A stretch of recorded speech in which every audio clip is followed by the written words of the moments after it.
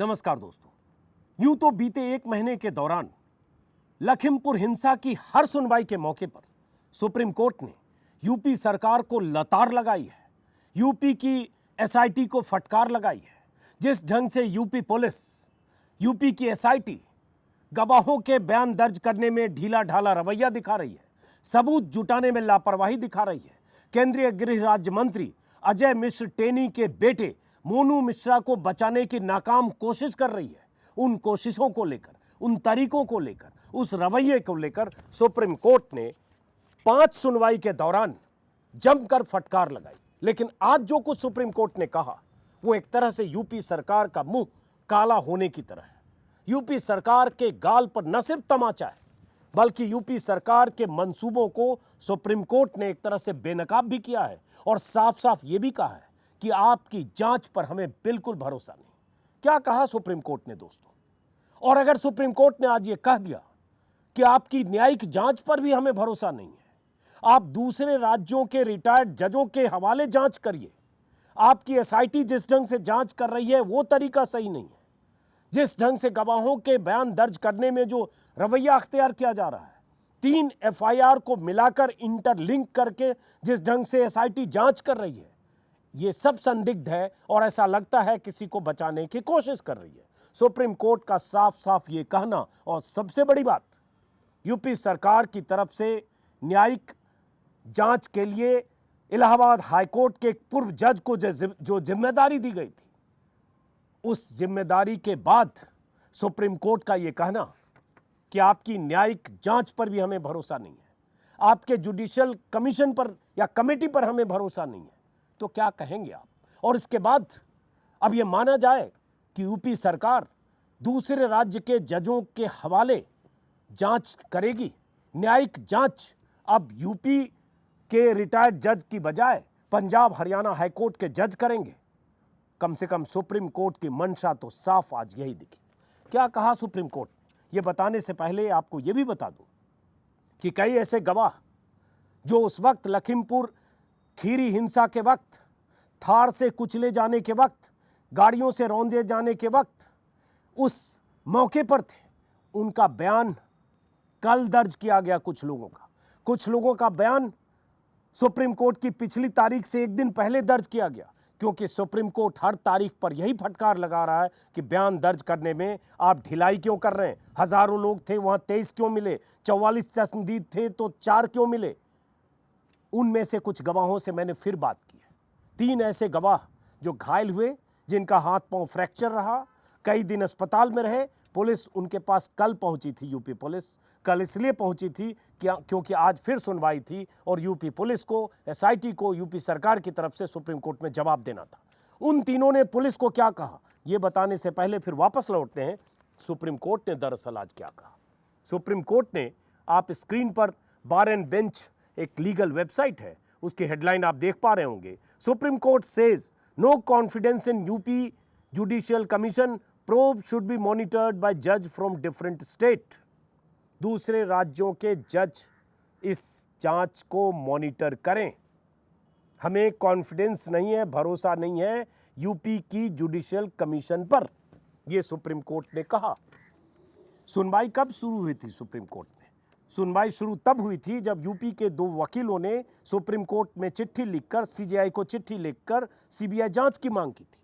तब से supreme court ने स्वतः संज्ञान लेते हुए सुनवाई शुरू की। पहली सुनवाई हुई थी 8 अक्टूबर को, आज से ठीक 1 महीने पहले। तब सुप्रीम कोर्ट ने स्टेटस रिपोर्ट मांगी थी। स्टेटस रिपोर्ट जब यूपी सरकार की तरफ से सुप्रीम कोर्ट में दी गई, सुप्रीम कोर्ट तब भी उससे नाराज हुआ। उसके बाद कई तारीखें पड़ी, एक तारीख बीच में आई 20 अक्टूबर। तब सुप्रीम कोर्ट ने कहा आप जांच से पीछे हट रहे ऐसा लगता है, और अगर आपकी मंशा ऐसी है तो आप अभी हट जाएं। लगता है इरादतन जांच में देर कर रही है यूपी सरकार। अगली तारीख पर भी फटकार लगी। लेकिन आज सुप्रीम कोर्ट का यह कहना, और साथ में सुप्रीम कोर्ट की तरफ से पंजाब हरियाणा हाईकोर्ट के 2 रिटायर्ड जज राकेश जैन और रंजीत सिंह का नाम सुझाना, इस बात की तस्दीक करता है कि सुप्रीम कोर्ट किसी भी हाल में इस पूरे मामले में यूपी सरकार या यूपी पुलिस की लीपापोती को देखते हुए अपनी आंखें बंद नहीं रखेगा।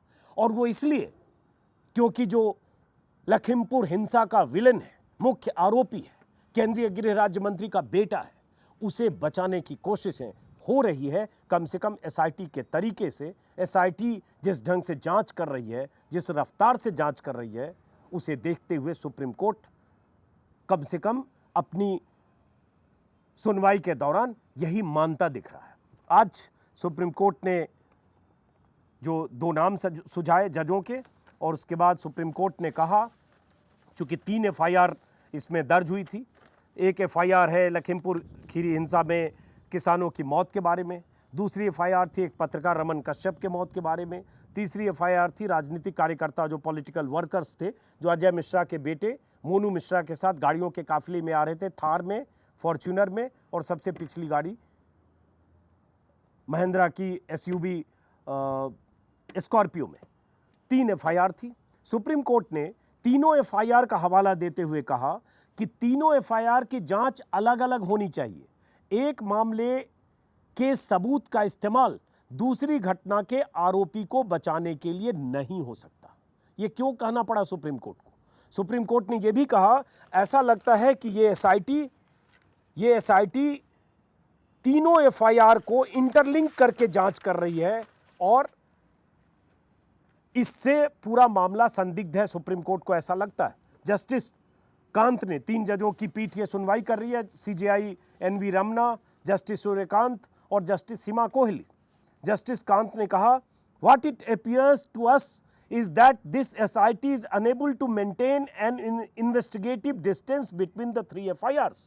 ये SIT तीनों FIR को एक दूसरे से जोड़कर जांच कर रही है, तीनों FIR को अलग करके जांच नहीं कर रही है। अब ये कहना, इसका मतलब किसानों की मौत, राजनीतिक कार्यकर्ताओं की मौत, एक पत्रकार की मौत, पुलिस एक गवाह को दूसरे में इस्तेमाल कर रही है, दूसरी FIR के किसी शख्स को पहले में इस्तेमाल कर रही है, और इससे लगता है सुप्रीम कोर्ट को कि किसी को बचाने की कोशिश हो रही है। सुप्रीम कोर्ट में सुनवाई के दौरान हरीश साल्वे यूपी सरकार की तरफ से मौजूद थे। हरीश साल्वे ने भी अपना पक्ष रखा और ये भी सुप्रीम कोर्ट ने कहा कि जो हमने आपसे स्टेटस रिपोर्ट मांगी थी उसमें देखी हमने, उसमें कुछ नहीं है सिवा कुछ जांच के। हमने 10 दिनों का समय दिया था, लैब रिपोर्ट अभी तक नहीं आई है। हरीश साल्वे ने कहा कि 15 नवंबर तक लैब रिपोर्ट देंगे। उसके अलावा आरोपियों के फ़ोन को लेकर भी कुछ सुप्रीम कोर्ट ने सवाल उठाए। वो बताने से पहले आपको बताऊं कि एफआईआर का जिक्र क्यों आया और क्यों सुप्रीम कोर्ट को कहना पड़ा कि आपकी जांच से हम संतुष्ट नहीं हैं। अगर सुप्रीम कोर्ट के शब्दों में कहें आपको, जो सुप्रीम कोर्ट के जज ने सुनवाई के दौरान कहा कि to ensure that there is no mixup of evidence in the case we are inclined to appoint a former judge of a different high court to monitor this probe. We are not confident of having your state judicial committee oversee it. Justice Rakesh Kumar Jain or Justice Ranjit Singh from Punjab and Haryana High Court can oversee this. ये इसलिए कहना पड़ा क्योंकि supreme court को ऐसा लगता है कि वहाँ की घटना में जो आरोपी पक्ष है उनके कुछ बयान लेकर किसानों के मामले में जो मौतें हुई है और जो पीड़ित पक्ष है, जो घायल हैं, उनको फंसाने की कोशिश हो सकती है और उनके बयान, आरोपी पक्ष के बयान के हवाले से अजय मिश्रा के बेटे को बचाने की कोशिश हो सकती है। ये सुप्रीम कोर्ट को ऐसा लगता है, इसलिए सुप्रीम कोर्ट ने कहा तीनों एफआईआर को मिलाकर बात नहीं करें, तीनों एफआईआर अलग अलग है। जस्टिस कांत ने कहा, now it is being said that there are 2 FIRs and evidence collected in one FIR will be used in another. Evidence in FIR 220 is being collected in a way to protect one accused. Evidence in FIR 220 is being collected in a way to protect one accused. आप समझ लीजिए इसका मतलब कि एक आरोपी को बचाने के लिए इस तरह से एविडेंस कलेक्ट किए जा रहे हैं। उसके अलावा जो जस्टिस सूर्यकांत की जो टिप्पणी है बहुत अहम है। उन्होंने कहा, हमें यह कहते हुए दुख है कि 2 एफआईआर 219 और 220 को ओवरलैप कर एक विशेष आरोपी को लाभ दिया जा रहा है। कोर्ट ने कहा कि हिंसा की जांच किसी जज की निगरानी में हो सकती है। दैनिक भास्कर की वेबसाइट पर मैं कुछ देख रहा हूं, उसी में है कि जस्टिस रमना ने कहा कि 10 दिन का समय दिया था, कोई प्रगति नहीं हुई है, लेकिन उसमें एक जो अहम सवाल है जो सीजीआई ने, बल्कि एक नहीं 5 सवाल हैं जो सबूत जुटाने के तौर तरीके को लेकर एतराज जताते हुए सीजीआई ने किए कि मोबाइल टावर से मोबाइल डेटा का क्या हुआ, केवल आरोपी आशीष मिश्रा का मोबाइल क्यों मिला, बाकी आरोपियों के मोबाइल का क्या हुआ, अन्य आरोपी मोबाइल फोन का इस्तेमाल नहीं कर रहे थे क्या, हमने 10 दिन का समय दिया, लैब की रिपोर्ट क्यों नहीं आई। इस पर सवाल जवाब में हरीश साल्वे ने कुछ बातें कही कि बाकी के मोबाइल नहीं थे। उस पर भी सवाल उठा कि ऐसा कैसे मुमकिन है कि बाकी लोगों के मोबाइल ना हो, क्योंकि आज की तारीख में हर आदमी मोबाइल रखता है। जस्टिस सीमा कोहली ने कहा, क्या आप कह रहे हैं कि किसी भी आरोपी के पास सेलफोन नहीं था, आपने ये कहा क्या। साल्वे ने कहा, दूसरों ने कहा उनके पास मोबाइल नहीं थे। जस्टिस कोहली ने कहा, केवल एक आदमी का फोन जब्त किया गया, दूसरे के बारे में क्या है, आपने जब्त क्यों नहीं किया। एक आदमी मतलब आशीष मिश्रा। तो ये तो कोर्ट में रवैया है। और उसके बाद अब अगर सुप्रीम कोर्ट के इस फैसले के बाद, इस निर्देश के बाद, अगर दूसरे हाईकोर्ट के रिटायर्ड जज, दूसरे स्टेट के रिटायर्ड जज को जांच की जिम्मेदारी दी गई, तो क्या मान लिया जाए कि मामले में जिस ढंग से दबाने की कोशिशें की जा रही हैं, क्या वो कोशिशें नाकाम होगी। हालांकि बात यही होता है कि जो जज हैं वो मॉनिटर करते हैं, रिटायर्ड जज। जांच तो एसआईटी करती है, एसआईटी के तरीके पर 100 सवाल हैं, सुप्रीम कोर्ट ही सवाल उठा रहा है हर सुनवाई में। लेकिन एसआईटी ऐसा कर क्यों रही है। और एक तरफ एसआईटी लापरवाही दिखा रही है, दूसरी तरफ उनके आरोपी, जो मुख्य आरोपी अजय मिश्रा के बेटे आशीष मिश्रा, वो सलाखों के पीछे जाकर, बहुत मुश्किल से सलाखों के पीछे गए, लेकिन उनके पिता अजय मिश्रा अभी भी अपनी कुर्सी पर बैठे हैं। प्रधानमंत्री मोदी की घेराबंदी जितनी भी विपक्षी दलों ने की, लेकिन उनकी कुर्सी आज भी सलामत है। तो सवाल उठता है, अगर पिता केंद्रीय गृह राज्य मंत्री हो, सूबे में बीजेपी की सरकार हो, केंद्र में मोदी की सरकार हो, तो कैसे पुलिस या पुलिस का कोई अधिकारी स्वतंत्र और निष्पक्ष जांच कर सकता है, अगर बचाने की कोशिश सत्ताधारी दल के लोग या सत्ता के शीर्ष पर बैठे लोग कर रहे हो, और खुद जिसका पिता मंत्री हो। ऐसे कई सवाल हैं, लेकिन सवाल अब यही कि क्या सुप्रीम कोर्ट के इस निर्देश के बाद अगर न्यायिक जांच पंजाब हरियाणा के हाईकोर्ट के रिटायर्ड जज करते हैं तो स्थितियां बदलेगी क्या। एक ये है, अगली सुनवाई अगली तारीख पर पता चलेगा कि सुप्रीम कोर्ट में यूपी सरकार की तरफ से क्या जवाब दिया जाता है। लेकिन शुरू में जैसा कि मैंने कहा, कई गवाहों के बयान कब लिए गए। सुप्रीम कोर्ट बार बार कह रहा था कि आप गवाहों के बयान दर्ज करने में ढीला ढाला रवैया क्यों अख्तियार करते हैं। 20 अक्टूबर को सुप्रीम कोर्ट ने कहा था कि 44 में से 4 गवाहों के बयान आपने क्यों दर्ज किए, 44 चश्मदीदों में से। 26 अक्टूबर को कहा कि 23 चश्मदीदों के बयान ही, चश्मदीद ही आपको क्यों मिले हजारों किसानों में से। लेकिन क्या हुआ था, 26 अक्टूबर के ठीक एक दिन पहले कुछ लोगों के बयान दर्ज किए गए थे, क्योंकि 26 को कोर्ट में यूपी सरकार को जवाब देना था। अब चूंकि आज सुनवाई थी 8 तारीख, तो मुझे पता चला कि कल एक दिन पहले 7 तारीख को रुद्रपुर में 3 ऐसे घायल किसानों, पीड़ितों का बयान दर्ज किया गया जो उस दिन उस घटना के शिकार हुए, रौंदे जाने के शिकार हुए, थार की चपेट में आए थे। मैंने अपने पहले वीडियो में, पिछले वीडियो में भी उन 3 पीड़ितों का जिक्र किया था जो किसान नेता तेजिंदर सिंह विर्क के साथ चल रहे थे। तेजिंदर सिंह विर्क भी घायल हुए थे, दिल्ली में गुरुग्राम में मेदांता अस्पताल में एडमिट थे। उन तक भी पुलिस पिछली सुनवाई के एक दिन पहले पहुंची थी, और अब एसआईटी कल पहुंची 3 उन किसानों के पास जिनका जिक्र मैंने पिछले वीडियो में किया था। 3 किसान, हरपाल सिंह चीमा, गुरजीत सिंह कोटिया और हरदीप सिंह। ये तीनों किसान उत्तराखंड उधम सिंह नगर और रामपुर के रहने वाले हैं, रुद्रपुर और आसपास के इलाके में। लेकिन इन तीनों किसानों को तस्वीरों में अगर आप देखेंगे, स्क्रीन पर मैं कोशिश करूंगा तस्वीर लगा सकूं, जो तेजिंदर सिंह विर्क के एकदम साथ चल रहे थे, और तीनों चपेट में आए। हरपाल सिंह की बाईं टांग टूटी, पैर का पंजा टूटा, चेहरे पर चोटें लगी। वैसे ही जो बाकी 2 किसान हैं उन्हें भी गंभीर चोटें आई और घुटना फ्रैक्चर हुआ, कई दिन तक अस्पताल में रहे तीनों किसान। लेकिन इनकी गवाही कल हुई। गवाही में इन्होंने बताया कि उन्होंने शोर के बीच अचानक गाड़ी की चपेट में आए, पीछे से गाड़ी उन्हें चढ़ाती हुई आगे बढ़ी। एक किसान तो गाड़ी के पहिए के नीचे थे, गुरजीत सिंह, जिन्हें निकाला गया। और उन्होंने कहा कि उन्होंने सुना उस वक्त कि मोनू मिश्रा ने गाड़ी चढ़ा दी, मोनू मिश्रा को पकड़ो, मोनू मिश्रा को पकड़ो। और गुरजीत सिंह ने यह भी कहा कि उन्होंने मोनू मिश्रा को भागते हुए देखा। मोनू मिश्रा मतलब अजय मिश्रा का बेटा।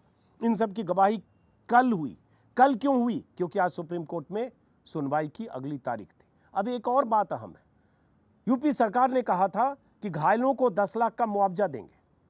ये जो 3 गवाह हैं, जो पीड़ित भी हैं, चश्मदीद भी हैं, घायल भी रहे, इन्हें अब तक मुआवजा नहीं मिला। जो मेरी जानकारी है, तेजिंदर सिंह विर्क, जो किसान नेता बहुत मुश्किल से बाल बाल बचे, उनका कहना है उन्हें भी मुआवजा नहीं मिला। उनका कहना है ज्यादातर पीड़ितों को मुआवजा नहीं मिला, घायलों को मुआवजा नहीं मिला।